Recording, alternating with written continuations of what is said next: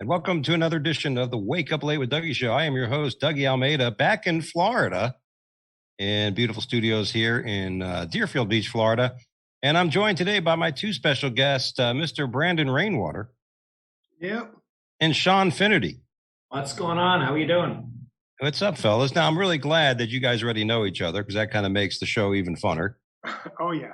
All right. Isn't it amazing how, as comics, we could be like on a completely different part of the country, right?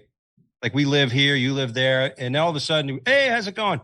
We know each other. Yeah. Oh, yeah.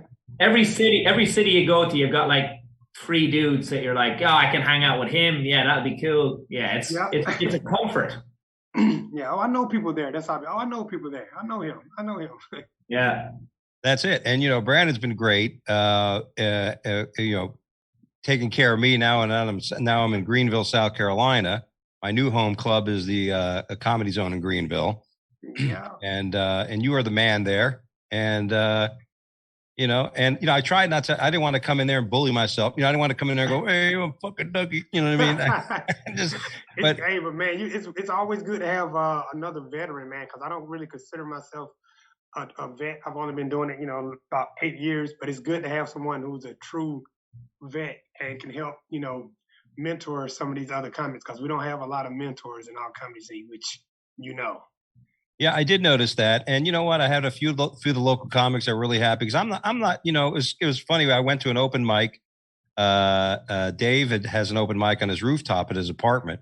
Yes, and it was so funny because Tom Emmons, right?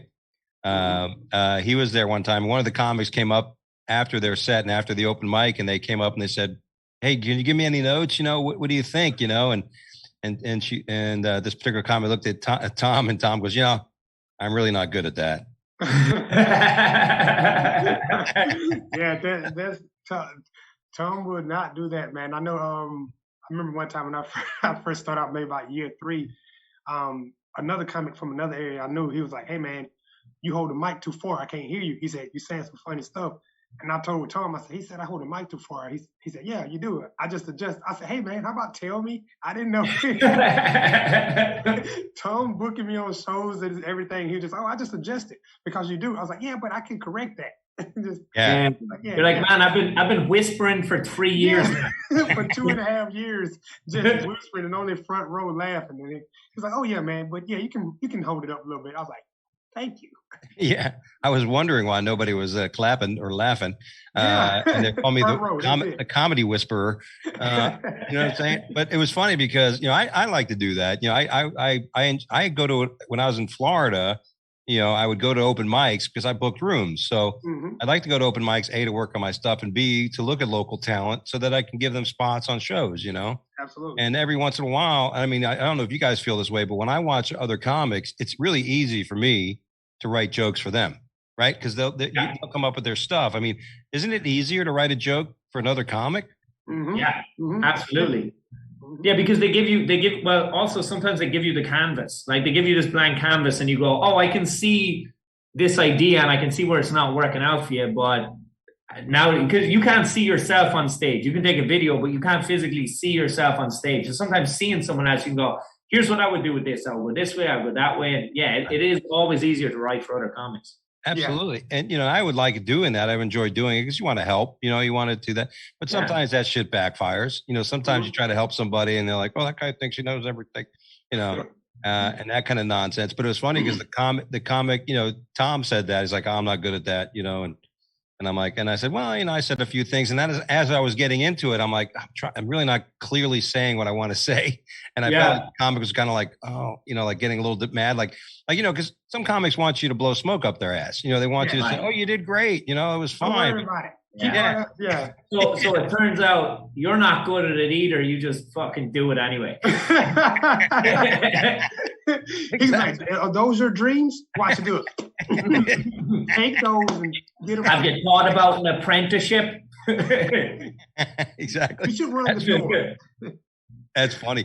But that was the thing, because after this all happened, I was sitting there, I look at Tom and I go, "You know what, Tom, I should have followed your lead."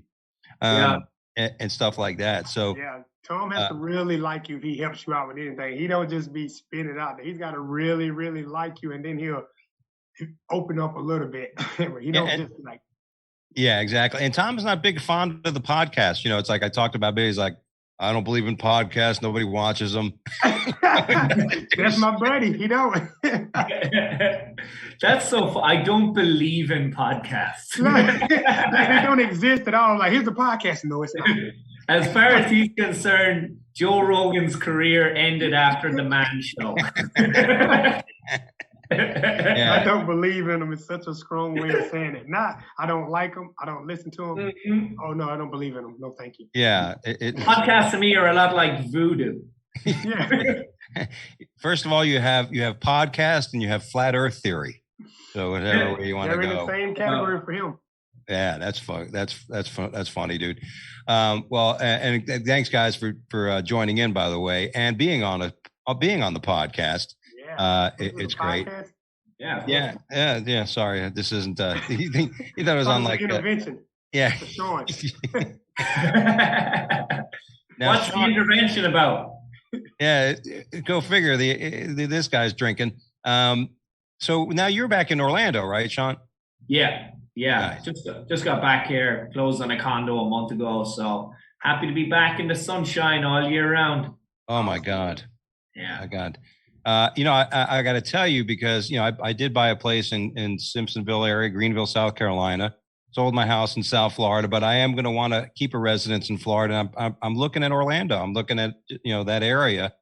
Cause I think I pretty much, if it comes down in Florida, what the hottest comedy scenes are in Florida, it's got to be Orlando, right? And Tampa, probably the top two. Orlando's always been solid. Tampa is good too. Tampa has some good guys coming through. They both. I think they suffer less maybe than the rest of the state in terms of people do leave, but there's always like a good core in both of those cities. Yeah, for sure. Yeah, exactly. And I think that's one of the things I'm excited about being in Greenville because it is so new. It's the concept of being a big fish in a small pond.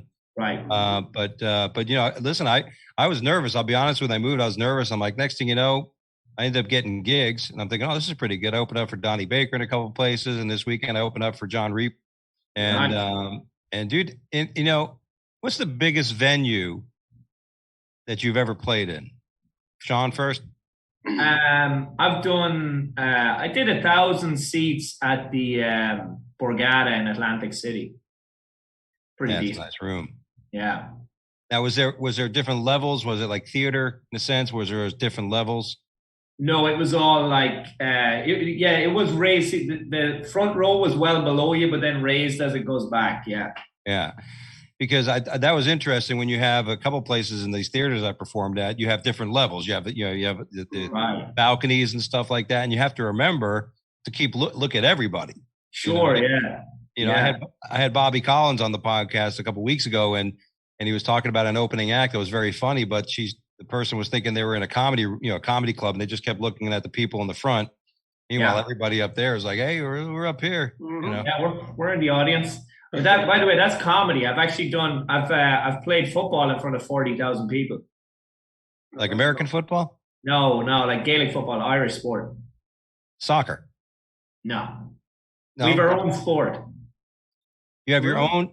Wait a minute. Oh, hold on a second. Now, first of all, we got to make sure Brandon tells us about his biggest because Brandon's been kicking ass lately and hitting the road. But what do you mean? So, what kind of football is Irish football? Is it? It's imagine it's like a cross between like soccer and rugby. Is it going to be fighting each other in the thing? No, sometimes, yeah. I've seen this only every couple of years. Depends on if the ref is looking or not. Do you have to wear a suit of armor for this game? No. Shorts and a jersey. So we're not talking about Australian rules football, which is kind of very similar, but it's like Australian rules, but with a round ball. Oh, yeah, because the ball is, Australian rules is a bit of an oval ball. Yeah. Right? And rugby is even a little more closer to a football. Yeah, it's basically like a soccer ball. So what kind of who the hell do you think you are to come up with a whole different game? Yeah. Now, do they wear pads in this game? Oh, I'm sorry, NFL and baseball. Just like you play lacrosse. Where else plays lacrosse? I can't believe that game. First of all, I don't know if I've ever is there any other game that's more boring to watch than lacrosse? And watching it live is not as bad as watching it on TV. I will say that watching it live is a little better, but it's still a lot of stuff that you don't understand. I'm going to be honest. I wasn't expecting that from the black guy. The lacrosse defender. Here's the thing. Hey, when my son, he wants to play basketball, and I was like, let's go to a sport where you have a better chance of being the only black person. He played in one season. It was like, oh my gosh, you're so good and fast. I was like, because he's black. You've never seen black person over, You're just there with your son, get the skates on, put the skates in your hand. You're gonna like hockey. Everything that was, and I was like, I want to play basketball. I was like, we'll do hockey and lacrosse. Come on, I like our chances. I think that's good parenting, Brandon, because you know what I mean? You want to stand out. Like you said, hockey, there's a lot of black players in hockey, which has been interesting. Last decade, we've seen more players, but lacrosse. Yeah, dude, the only one. He was the only one, and I loved it. And it was like, oh my gosh, he was good at it. And it was like, he's fast and he's doing this. I was like, yeah. But can he dance? I bet he can't dance. Yeah. That's from all those years of basketball. Meanwhile, he's moonwalking. Right. I think in lacrosse, the laziest position in any professional sport has to be the lacrosse goalkeeper. Yeah. Lacrosse goalkeeper. Yeah, 100%. Yeah. I mean, he's useless. Yeah. I mean, he's got a big butterfly net, The laziest position, but not the laziest thing you can do in all of sports. I mean, you can be that guy in curling who just throws the ball, or then you have those street sweeper guys. Sweeping for it. I mean, darts is just that. That's the whole movement. Yeah, that's true. Now, I love darts. I used to be a competitive dart player myself. But he got mad, Sean, when you said that. Yeah, I love it. He's like, it is a sport, and I will not hear otherwise. Listen, it's bad when in order to get in shape for a sport, you got to gain weight, and drink heavily. It's just darts and sumo wrestling. That's it. That's it. But now you mentioned that. Now, Brandon, what would you say is the largest crowd you performed in front of? Oh man, I got kind of lucky. My first year in comedy, I won a competition. And I got to open up at the Balo Center, and that's when Last Comic Stand was really, really big, and they had the comics there, and it was probably 20,000 people there. Wow. I only got to do 3 minutes, man, but it was so cool. Yeah, it was so cool, man. The laughter just. Unbelievable. 3 minutes in front of 20,000 people. Yep. I mean, how many jokes can you tell in 3 minutes in front of 20,000? He told a setup. Yeah. Dude, here's the funny thing about the competition. They had the comics. They had us, we had to win to go in outside of the stadium, outside of the Balo Center. So it was me and 3 other comics. They had a couple audience members out there, and whoever won, they brought you right in, right then. It was like, all right, this guy won. We're going right in. So you won and you went in, went backstage at 8, and it was like, all right, Brandon, you ready? We bring you on. So you won a competition and then an hour later performed for 20,000. No, not even, dude. It wasn't even an hour. I'm being serious. We qualified the week or 2 before. Then they said we're gonna have the winners come out here. The radio hosted, and if you win, you go right into the Balo Center and perform right then. So it was maybe 30 minutes before. So I won it, walked me in, I ate something quick, and right on stage. That's awesome. Great because you don't even have you don't have time to think about it. The set is copy for the best, right? Yeah, you don't have time to think about it. You just go and do it. Yeah. So that was the biggest I've ever performed in. Like I said, I didn't know. It was probably too early to really appreciate it because I was like, yo, this is fun. I'll be doing this again tomorrow. But no. Next thing you know, you're in front of 10 people at a bar. In front of a pizza place doing. Just talking to 8 people yelling, do you know who I am? Yeah, I performed for the 20,000 people once. And I think out of the 3 of us, Sean is the only one with a late night credit. Actually was on Jimmy Fallon. Yeah. I did the Tonight Show at the start of 2019. That's dope, man. Yeah, That's awesome. And that's got to be the tough thing about that is, you get that spot. And then, of course, the pandemic hits, it's kind of fucking puts, you know what I mean? That had to be a bit of a crutch in there. It was annoying. I had a run of I had a good year where things seemed to be building momentum, and I was looking at my schedule going, great, headlining weekends all over the country. I'm covered most weekends. When not, I can just hop on a cruise ship, do whatever. And then all of that was wiped out. And quickly. But thankfully, the comeback has been like real good. I started back full time in January, and I've had like 3 weekends off in like 6 months. Good, nice. Man. That's good. Yeah. We talked about the biggest venue. What was like, we kind of referenced it. So how hard is it to transition? Like this weekend, I got to open for John Reap at the Harrah's in Cherokee, which seats like 2,000 people. We had about 1,000 people there. It was pretty good. And, it was just, when I walked out there, I was like, this is, and I've been doing this long enough where I took it in, and stuff. And then, but then what is it going to feel like when you go to another place? Like you said, there's a baseball game on the TV, and you're talking to like a table of 3 people while they're trying to split chicken wings. Yeah. So I did similar. It wasn't like 1,000 people or whatever. I was featured for Big J Okerson all weekend at the Orlando Improv. So I got to headline my own show Thursday and feature for him the rest of the weekend.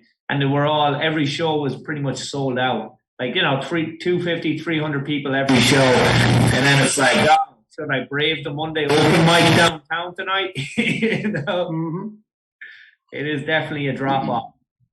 Now, do you guys still attend open mics? I know Brandon runs one in Greenville, but is that something you guys still do?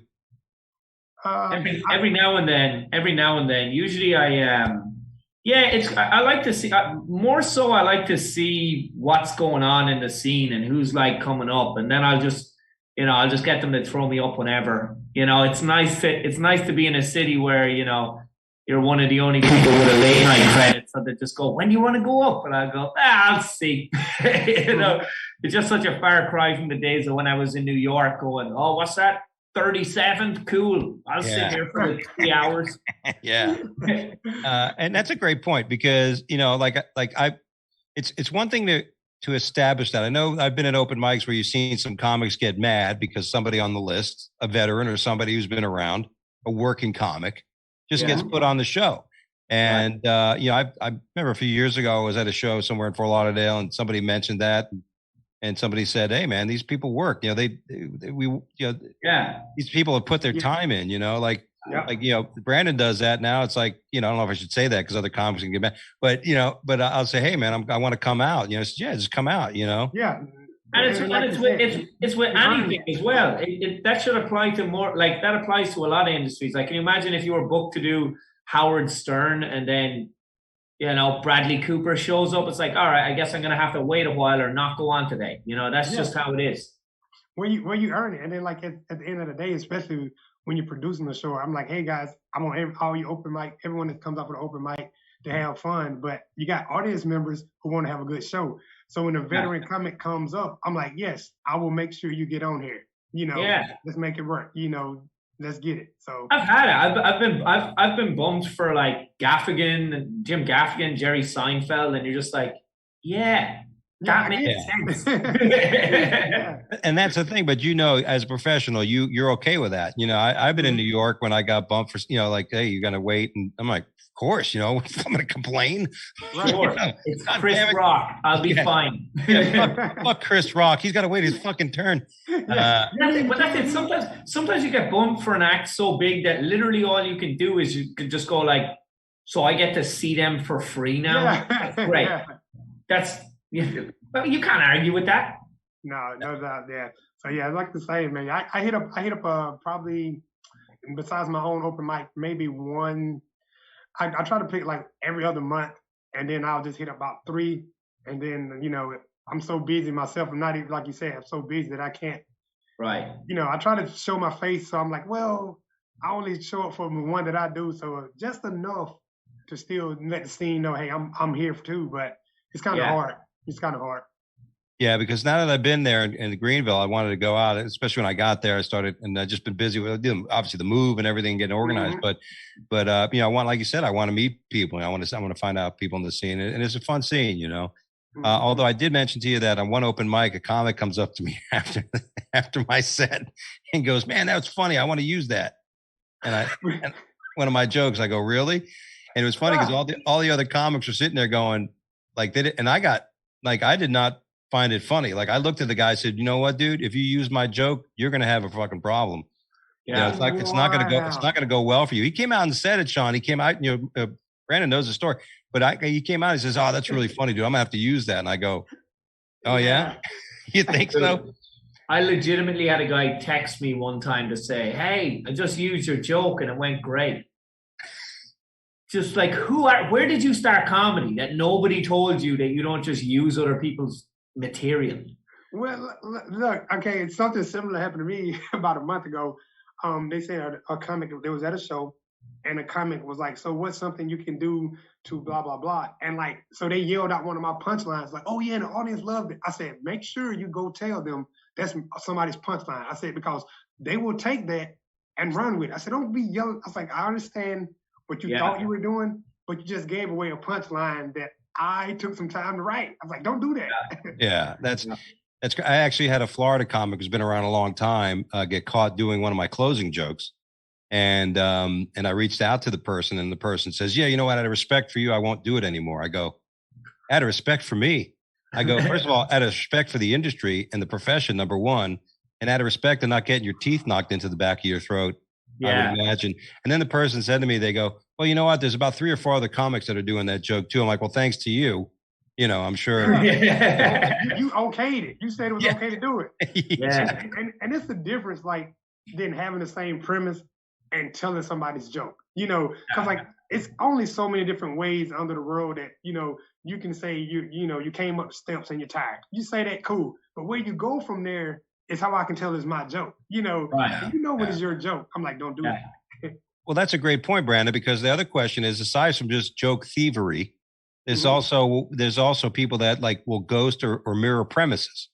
Like one thing about I've noticed sometimes you go to an open mic, you start telling jokes about this or that, then other comics start telling jokes using that same premise, And you're like, that's kept me away in the past from doing open mics because I'm doing a threesome joke. Next thing you know, these comics start doing threesome jokes. Yeah. And it's a different joke, but it's still the same. Yeah. Nope. I'm not your muse. I'm not here to give you ideas. You know what I mean? Mm-hmm. Right. No, I get it. And I've had comics in the past, like they'll be like, "Hey, why aren't you working me?" I'm like, "Well, first of all, I can't have a comic open up for me that's doing 3 or 4 jokes using the same, Right. Hey, okay, so Mitch, okay, I'm glad you said that. Okay, and you tell me if I'm wrong. You tell me.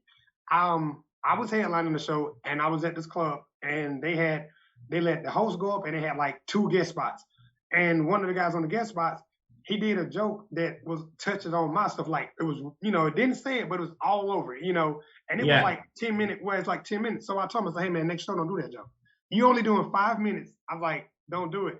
So when I went on stage, I came back off, and it was like, "Yeah man, Brandon told me this kind of mess." I was like, "No sir, you doing a guest spot.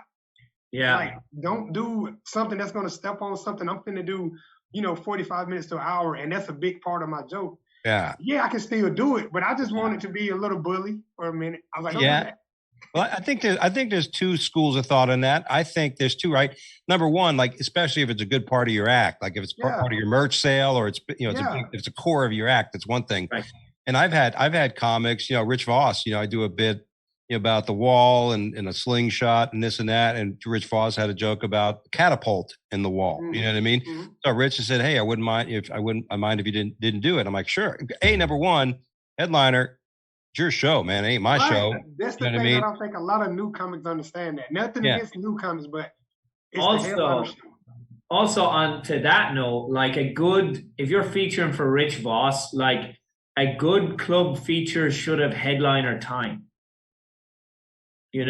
Like, it shouldn't just be, "Oh, I got 25 minutes, now I'm ready to feature." It should be like, "Oh, I can headline my own stuff. So if he asked me to not do a joke, that's not a big deal because I have an hour of material." Right. Yeah. And I think that's a great point. And number one, because obviously you want to work more, right? So, you want to be humble, you want to be professional, and that's the person's show. Because I've had some people, I had somebody one time send me, oh, the headliner should do their own stuff. You know what I mean? Right. They should have 2 hours. They should be like, you know what, if you only have 30 minutes, you're doing 20. If it's too hard for you to replace. And I think I could see either way, but I would make that choice to say, hey, here's the one discrepancy I would have with that take is that I think if a headliner has the right to work on, if it's like a bigger name headliner, they have the right to work on whatever they want to work on. And you should assume that what they're working on is towards their next hour or their next recording. So if that's what they want to do and that's what they want to work on, then they have the right to. Because listen, between us all, we probably have 2 hours of material each. Some of it we love, some of it we like, some of it we don't really want to do that much. But like that process of fine tuning an hour and then moving and ditching it and moving on to the next hour, we can also respect being in the game long enough that you don't want to do old stuff. You're working on your new hours. So let's work towards that. So in that respect, I'm like, you know what, whatever you're working on, that's your thing. I don't need to cross it. I told you, I'm getting all the pussy in here. I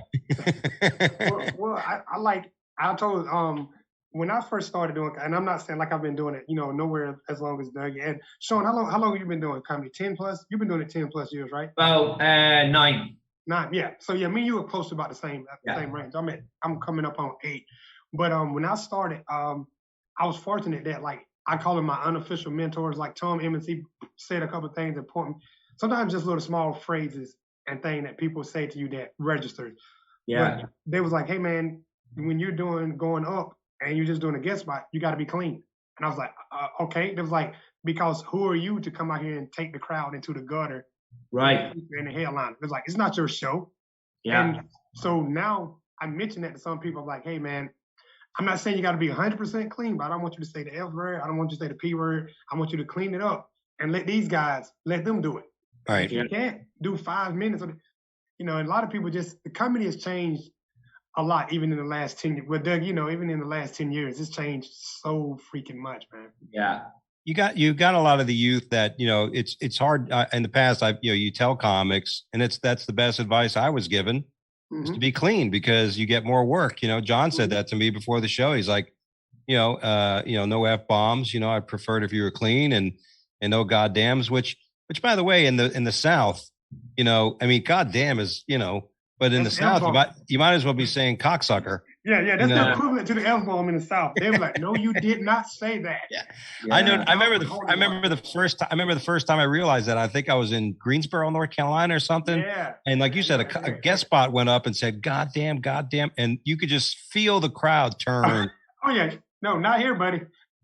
Nah, they were just like, I'm like, oh my god. And that was I remember the first time I realized that. It was funny because he was telling me this. I was like, yeah, don't worry. But yeah, you got to work. Listen, you got to do that. You're going to open up for somebody, be clean and challenge yourself. I always tell my advice to comics is, look, if you're doing a 5 or 7 minute set, you really should be working for your TV set. You really should just be trying to put together. That's a good way to put it. 5 to 7 TV set. Cause what are you going to go up there and drop the F-bomb 10 times in 5 minutes? All right. Well, we didn't even cover some of the topics, by the way. So, you got great guests when you don't even get into some of the topics. But here's one of the things I want to ask you. Well, let's see. All right. It's simple, stupid. Sometimes on the show, on the topics, we like to ask stupid questions of you guys to get us off the choke of the comedy side. So why should you never call a number in a bathroom wall, Brandon? Oh, it's probably disconnected. I would say the number is probably disconnected, so don't even call it. That would be the biggest reason I would say. Yeah. Yeah. It's the first thing. Because if you leave the number up there, eventually enough of us have called it to where it gets disconnected. I've texted the number on the bathroom wall because I was curious. I didn't care about what the writing under it was. I was like, I need to see if this is really Keisha and if she really is okay with a good time. Yeah. And it was Mark's number then, and he wasn't ready for a good time. Yeah, Mark wasn't too happy about that.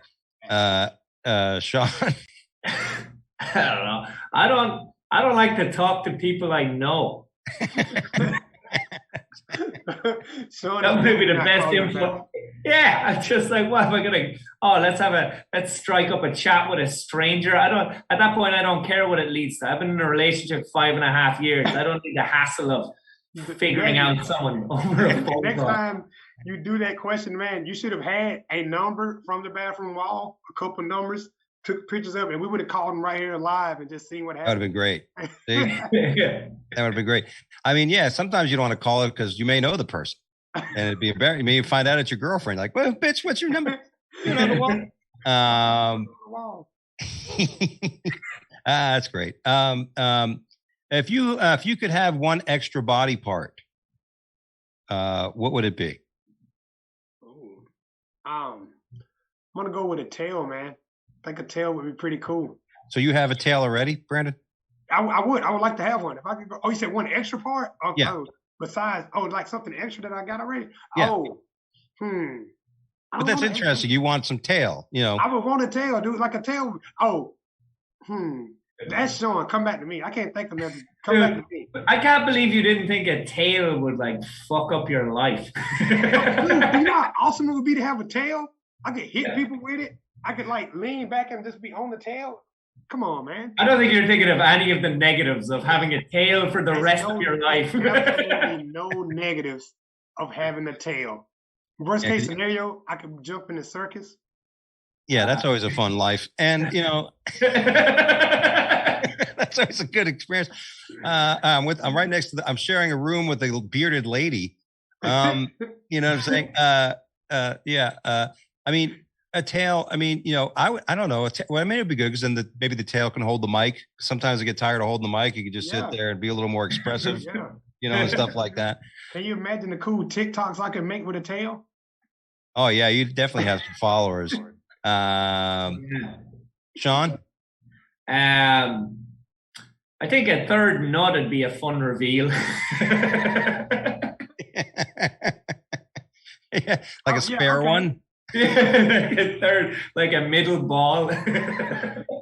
Like, I'm pumping on all cylinders. Jesus, guy, when that guy hits his nut, forget it. You know? Even Peter North would be like, "Holy shit! Did you see the stream that guy just shot?" Yeah, but so you'd be like the Yogi of testicles. Could you imagine the look a woman would give you when she's down there? She's like, 1, 2, 3. You'd have to explain that. You would have to explain that in the car ride up there. You can't just pop it up on somebody, Sean. Yeah, have you ever gotten a flat tire? Always bring a spare. Yeah. You have to explain. Yeah. Now I could imagine though it would be rough though because being kicked in the nuts would be even more painful. Oh. It's not something I've encountered that much. At least not to the extent where I think this is a bigger problem than walking around with a tail. All right, man. If I grow my tail, you guys are gonna be real jealous, bro. Yeah, that'd be funny. I think that'd be funny because, yeah, you're right. Because the tail, everybody would notice. I mean, unless you kept it in your pants and that kind of thing. But the third nut, only a few people would really get to experience that. Listen, the people who notice, they're already there. Yeah, they're not gonna be sharing it. You know, my boyfriend Sean's got a third nut. Plus, with your natural hang, no one's even in a Speedo. No one's gonna notice. Nah, you wouldn't think so. Yeah, they would just think you're going to take out the morning garbage or something. You got so much shit in there. Yeah. They'd be like, do you have a tiny sock in there? I like that he said a tiny sock. Three's company, right? Three's company. He's being humble. Yeah, I got Jack. Who are the people in Three's Company? Remember Jack? I can't remember. I don't remember either. Company too. Yeah. Yeah, I don't know I don't know if I would want a third arm, you know, maybe a third eye, right behind my head. Yeah. You know, but that's you're thinking practical. I like that. Yes, well, that's me. I'm a practical guy, or a second mouth because that's all I need is to be able to eat more. Where do you put it? Yeah, where'd you put the second mouth? I would do. You either put it on your chest. That's weird, though, dude. Have it on your shoulder. You would drown. You go do you swim? Well, you could keep your mouth shut too. You don't. I got this second mouth in my chest, and he can't keep his mouth shut. He starts saying shit, and you got a shirt on. What'd you say to me? I didn't say shit. Yeah, you did. No, it's my mouth and my chest. Do you also have a so if you have a second mouth, you got a second tongue and a second set of teeth and yeah. Oh shit, forget it. The denture, the dentist bills. Through the roof. Yeah, you're right. That is impractical. That wouldn't be a good thing. Well, of course, a second penis would be good. Yeah, that's too easy. Of course, that's too easy though. But would you put it on the side? No, you double stack them. You double stack them? You double stack them. Yeah. Oh, you would double stack them, or put one on your hip or something, so you could be side, forward side. You want to do a double stack like that. Yeah, there you go. Because if you put them like this, then you got to find sisters. Yeah, a double stack sounds more practical. Yeah, and maybe get one a little bigger than the other. Yeah, you do the side by side, I guess. Right. I got a size for everyone. Yeah, exactly. Which one do you want tonight, honey? I'm just glad that nobody said they wanted the second one up their own ass. Yeah. I want it right there by my ass, just in case I can't find any friendship that night. And of course I can go fuck myself. But if you did have them side by side, you could put one down each pant leg, which could be impressive. Could you imagine you were the girl and she's like, "Whoa, look at you," and I'm like, "Yeah, feel the other leg, baby." Do you know what the problem is? We haven't found a middle ground, because in my scenario, we have a whole lot of pumpage going on to the penis, and in yours, you have two balls doing a lot of heavy lifting. It's kind of like the workforce now out there. Everybody's collecting unemployment. Yeah. All right. Let me see if there's any of this makes sense to even get into, because we had so much other better stuff. Oh yeah, let's finish the topics on this. If you ruled the world, if you were actually leader of the world at this moment, what would be the first thing you'd do? Ooh. Brandon would say he'd grow a tail. Yeah. No, okay. Like if I would definitely, because I watch History channels and I watch 300 and other cool stuff. I would do exactly like on Troy. If you had a beef with one country, you bring your best warrior/fighter, and I bring mine, and we let them fight. So we'd be training like the Olympic Games, and we would have it big gladiator stadiums, and that's what the Olympics would be for. Whoever won, you were the ruler of the world for the next 4 years? You the man. Your country is ruling for the next 4 years. So you're going to... Okay, hang on, because I like this. I would do Brandon's suggestion, but everyone has to put forward their best midget. Midgets are not in a lot of countries, though. What if you don't have any midgets? They gotta be everywhere, right? Well, then you're out. But your best person under 4 feet. Yeah. 4.5 feet. I don't know. How tall are you, Dougie? How tall am I? Yeah. I'm 5'9". but I have 2 penises, so that's how you good. Yeah, that's all that matters. That's it. But that's the first thing I'm doing. Midget warfare. You know what? I've been seeing a lot of ads for midget wrestling on Facebook lately, so it'll probably even pop up more. Thanks, Sean. Well, wrestling is amazing. Listen, America has 3 separate companies that are like all the participants are midgets, and that's the best evidence I have seen to date to suggest that this might actually be the greatest country on earth. Yeah, I stand by that. That is phenomenal. Midget wrestling. Yeah, because midgets don't mind it. Midgets don't mind being thrown and shit. It's part. As long as they're doing something. Do you know what I'd love to do? Right? I'd love to book all 3 of those companies at the same venue on the same night, and just be like, one of you groups is getting paid tonight. May the best.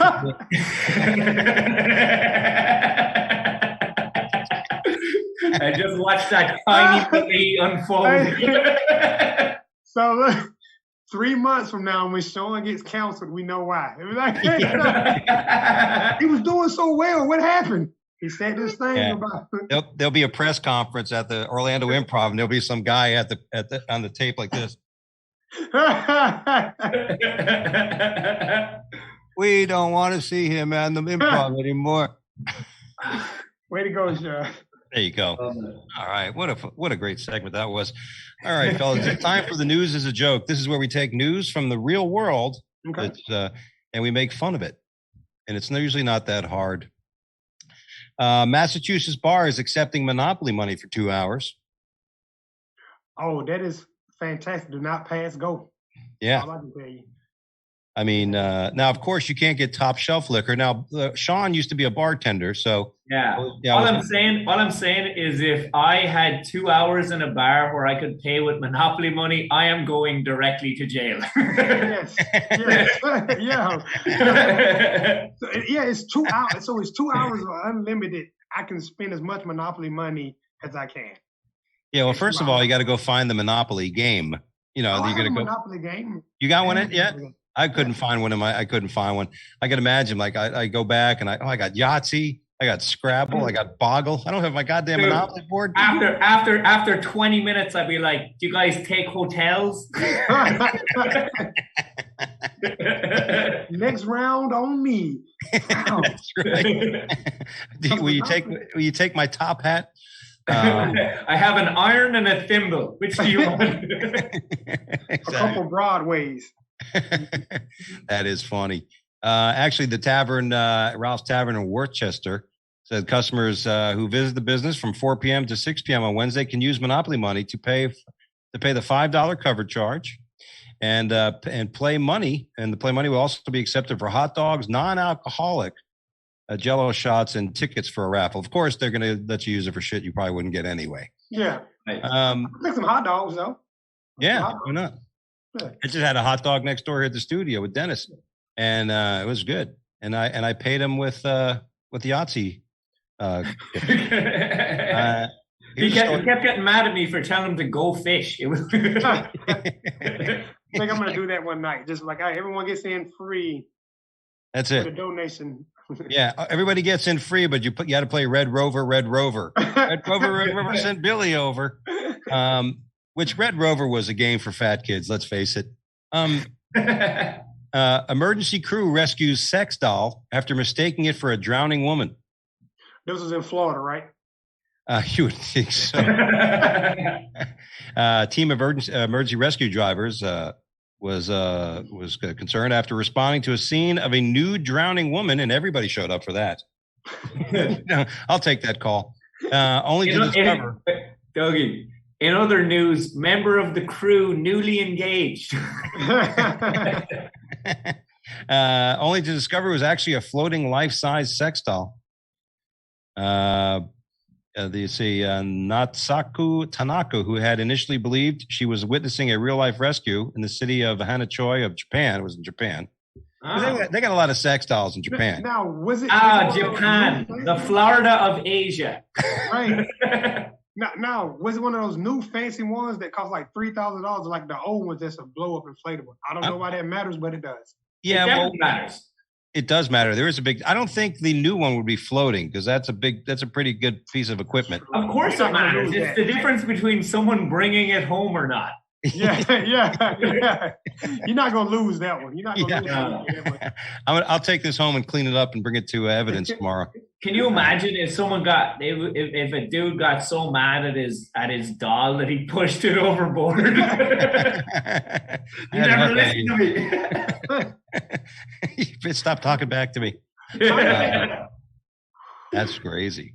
While filming a fishing video, I thought a dead body floating in the water had washed up, but it was a blow-up doll. Actually, so, yeah, the blow-up. Could you think about the poor blow-up doll? Now you talk about modernization. No more toll plazas, no more toll. You can't give. There's no more toll keepers, like people that collect toll money, right? Only certain places. But the life of the blow-up doll. There's people that use the blow-up doll only to be replaced with a actually fully functioning, Terminator. I think if anything, the only reason I could really truly feel bad for an inanimate object is the standard of plowing they're getting is probably different.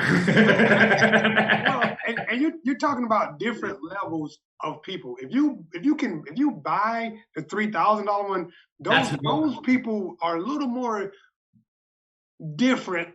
Yeah. The person that buys this. So who? Right. Okay, who would you want to sit beside? The person that bought.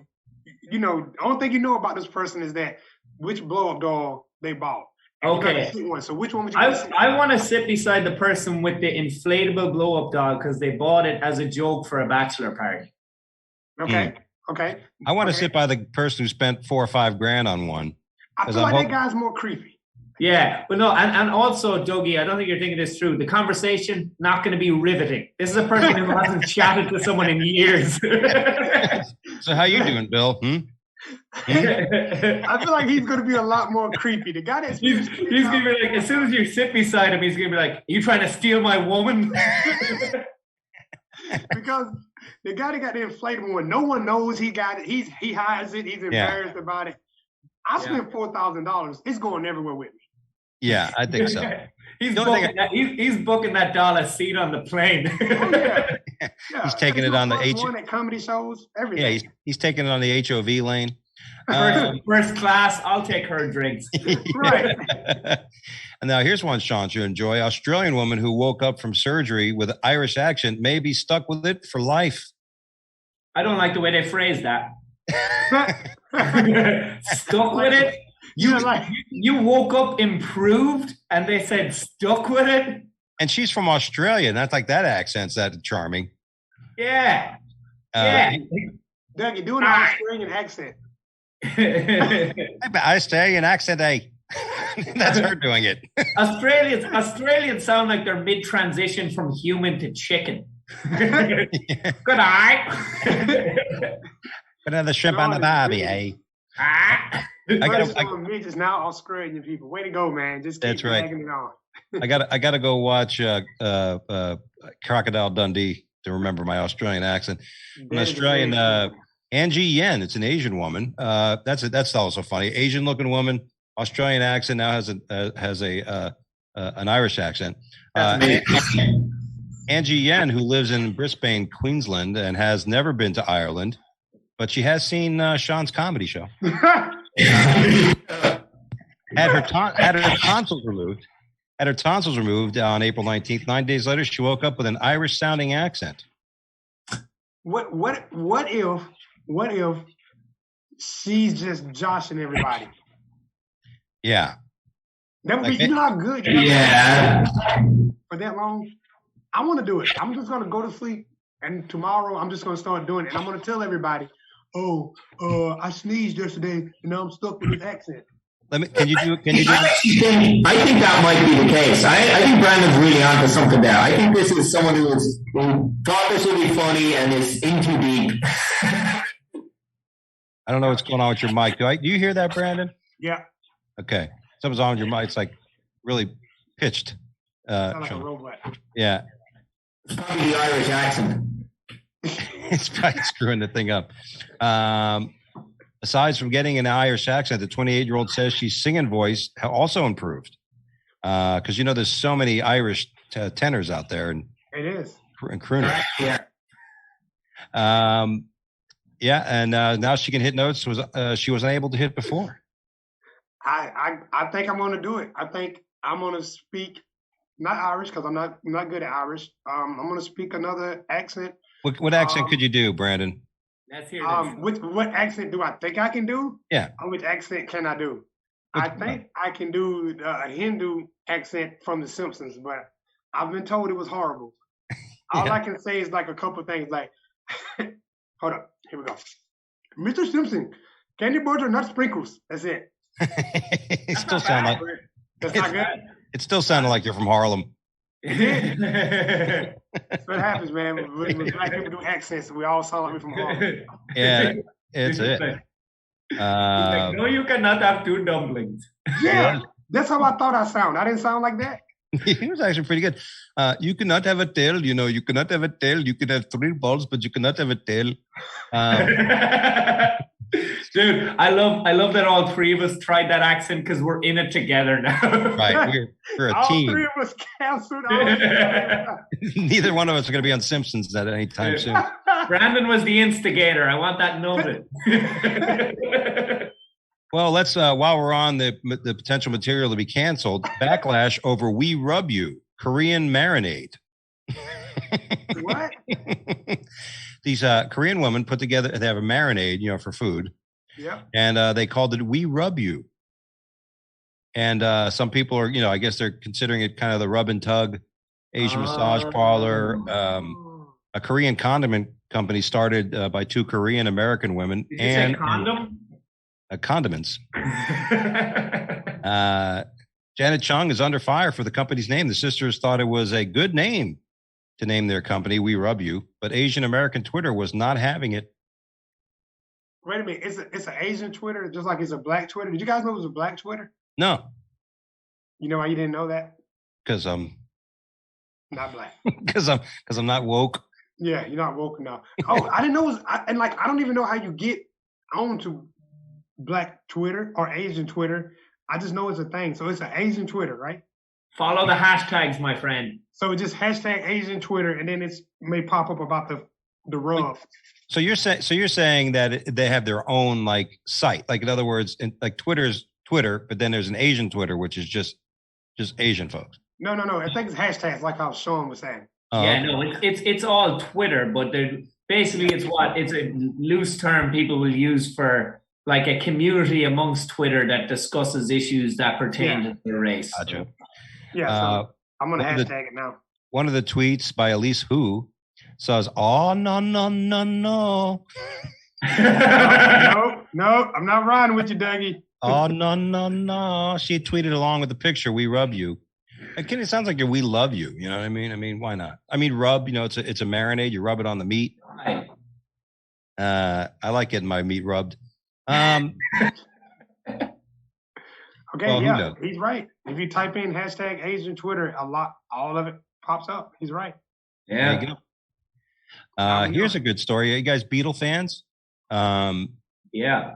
Ringo Starr drops legal battle against the Ringo penis ring. Who did? I don't want you to put a penis ring in my name, The fact that there was a legal battle leads me to believe that Ringo needs the money. Yeah. I mean, why not? I mean, why not have a penis ring named after you? I mean, you know what I mean? I mean, right. That means while there's sex going on, people are thinking of you. You know what I'm saying? Like drummer alleged Ringo Starr has dropped his legal battle against Screaming O Pleasure Products, who sell a line of Ringo penis rings. And Starr filed the suit against the company back in 2019, objecting to the name. I don't want my name on the penis ring. Hey, that right there is funny. And that made me think about did you see the Kanye West suing Walmart? Did you see that? Oh, okay, cool. So Kanye West is suing Walmart because Walmart made a knockoff shoe of Kanye West's shoe. So he was like, you know what, Walmart? No, we're not having it. And I think theirs was like $24. So what I'm saying is, if you want some shoes that look like Kanye's shoes and don't want to pay $600, you can get them from Walmart right now for $24 before. That's what I took from the whole thing. I was like, I should get mine now, man. And you know what? Those are ugly shoes, if I remember correctly. They're very ugly. That's actually very, very convenient because I'm selling knockoff Ringo Starr cock rings. $12. I was going to start selling cock rings as merch, And I'm like, I mean, you wouldn't get small ones though, right? I mean, you wouldn't like bother getting you gotta get big ones, almost like a gag gift, right? Yeah, that's great because sorry, go on. No, like a hula hoop, Yeah, no, I mean, yes. That's great because like as comedians when we sell T-shirts we gotta stock every size. Yeah. Cock rings you just gotta go XXL. Yeah. And if how come I'm not selling it in my small cock rings? It's just swirling around their dicks. Put it on a keychain if they need to. And one of the guys, the girl with the guy is going to sell them out. Like, I'll take the large, and she's like, no, he won't. He'll take the small. And you're like, there you go. Memphis police. This is a good story. I'll get back to here. Memphis, we got one more story. Memphis police have reportedly arrested 2 customers who started shooting at a Burger King because their chicken sandwich had too much hot sauce. And not enough we rub you sauce. Okay, now, Shorty, say what you want to say, and then I'll have to ask the question that all black people ask when they hear something like that. Were they white? I need them to be white. I really need them to be white. I haven't pulled the page down yet, but I'm guessing they aren't. I need them to be white. I don't ask for a lot. Police say they arrested customers who started shooting in Memphis and Burger King. Read the names. Just read the names. Don't tell us yet. Read Memphis. Brandon. I'm not sure looking about good. This. It's not looking good. Just read the names. Just read the names. Give us the names. Just the names. Let's see. Police in Memphis say they have arrested 2 customers for starting a shooting in a Burger King restaurant after being served chicken sandwich with too much hot sauce. 2 people were hit by gunfire. The outlet reported, citing police records. Burger King spokesman confirmed the insider that there was a violent incident at the store. Let's see here. I need names. All right, here we go. 2 were hit by gunfire. Halliburton and McKinney were charged. Halliburton doesn't sound black to me. Halliburton and McKinney. They were on a stag do from Scotland. Yeah, that definitely. I feel safe now. I feel safe. Yeah. I feel safe. Sean's getting nervous. Bachelor party weekend. Halbert? How do they spell it? H-A-L? Yeah, H-A-L-I-H-A-L-L-I-B-U-R-T-O-N and McKinney. McKinney. We're charged with counts of attempted first-degree murder and 4 counts of employment of a firearm during commission. The Outlook. I always love when they throw in charges where you're just like, that's like 6 months. They're going to do life for this other stuff. Yeah, exactly. It's like he's charged with 4 degrees of aggravated assault, attempted murder, and jaywalking. Jaywalking what tilts it. Easy guy. And shortchanging the cashier. Yeah, I just want it'd be really funny to see their their mug shots and they got like sauce all over their face. I want that would have been good. No, before you move on, one more. I want to know, did the person who put too much sauce on it get fired? Because they tell him, I told you, Mike, you put way too much hot sauce on the chicken sandwiches, and this guy's really mad about it. I just want to know, did they get fired? Okay, I'm done. I want to know the backstory. No, I don't see any sign of recourse against the employees because they were probably cowering under the table, under the desk. Let's see. We don't tolerate or condone violence at any kind of Burger King restaurants because the safety of a team member and the guests are our top priority. We don't give a shit what they eat, but we don't want anybody to get a shot. Right. They can eat shit that'll give them a heart attack, but fuck, don't let them shoot each other. Fortunately, hey, Brandon, I don't know how to break this to you, but in the chat, they just sent the headshots. Is it black people? They weren't white. I got it. I'm so disappointed. I was hoping by the names I could just go off of it and win one, but I had an idea. You're like, I met some black Halliburtons. Oh my gosh, they're black. And they got trust funds. Our last story, Tokyo Olympics athletes warned not to use the 160,000 free condoms that were issued to their athletes. Organizers of the 2020 Olympics have reportedly vowed to put on a safe and secure games during the coronavirus pandemic, but safe sex or anything approximate or approaching intimacy for that matter will be forbidden. Okay. So they're handing out all these free condoms, but they're saying don't use them. I mean, you want them to get herpes and COVID?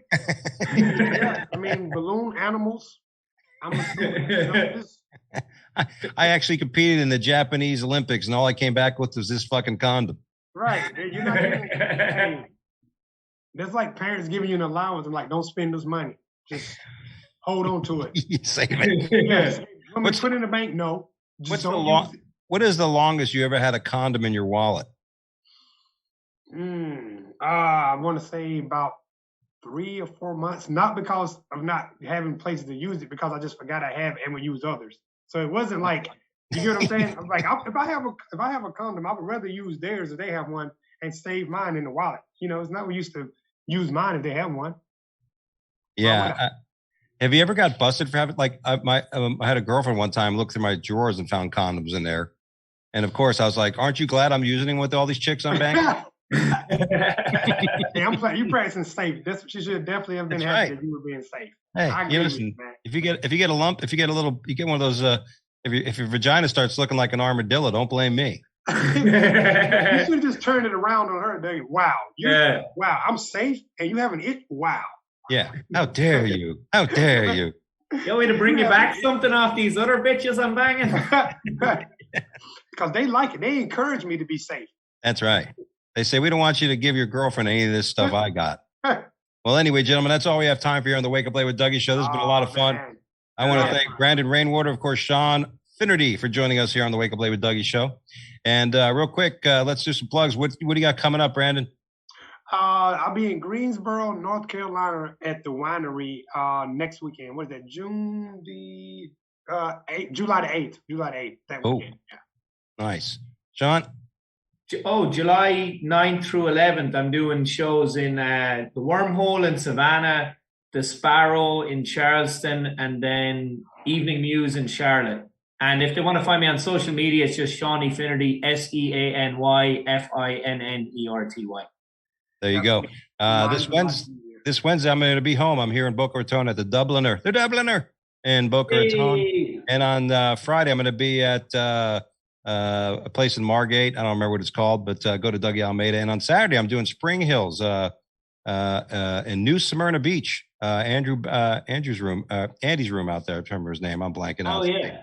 I didn't know we was naming off multiple places. I thought we were just giving one. I could have named off multiple show offs. Oh, listen, it's my show, goddammit. So too bad. Anyway, but thanks, guys, so much for being on the show. God bless. And I'll be back in Greenville next week after being here in Florida. See you then.